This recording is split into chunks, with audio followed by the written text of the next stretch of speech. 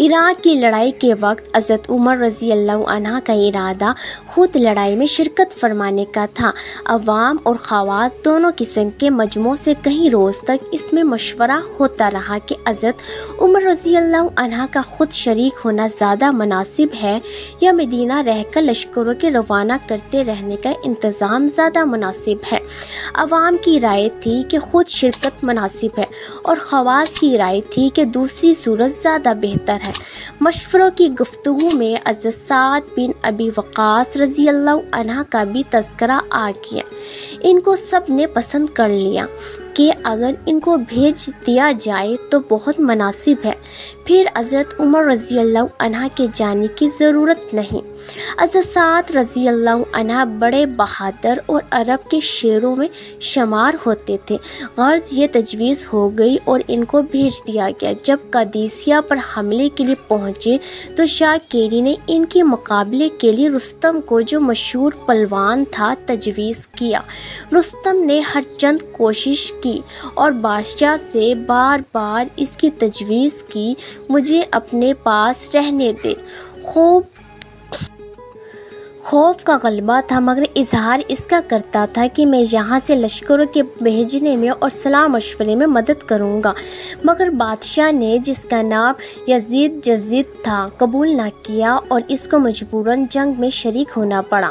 اب حضرت سعد رضی اللہ عنہ جب روانہ ہونے لگے تو حضرت عمر رضی اللہ عنہ نے ان کو وصیت فرمائی، جس کے الفاظ کا مختصر ترجمہ یہ ہے: سعد، تمہیں یہ بات دھوکے میں نہ ڈالے کہ تم حضور صلی اللہ علیہ وآلہ وسلم کے ماموں کہلاتے ہو اور حضور صلی اللہ علیہ وآلہ وسلم کے صحابی ہو۔ اللہ تعالیٰ برائی کو برائی سے نہیں دھوتے بلکہ برائی کو بھلائی سے دھوتے ہیں۔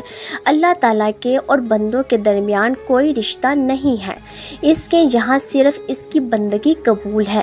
اللہ کے یہاں شریف یزید سب برابر ہیں، سب ہی اس کے بندے ہیں اور وہ سب کا رب ہے۔ اس کے انعامات بندگی سے حاصل ہوتے ہیں۔ ہر امر میں اس چیز کو دیکھنا جو حضور صلی اللہ علیہ وآلہ وسلم کا طریقہ تھا، وہی عمل کی چیز ہے۔ میری اس نصیحت کو یاد رکھنا، تم ایک بہت بڑے کام کے لیے بھیجے جا رہے ہو، اس سے چھٹکارا صرف حق کے اتباع سے ہو سکتا ہے۔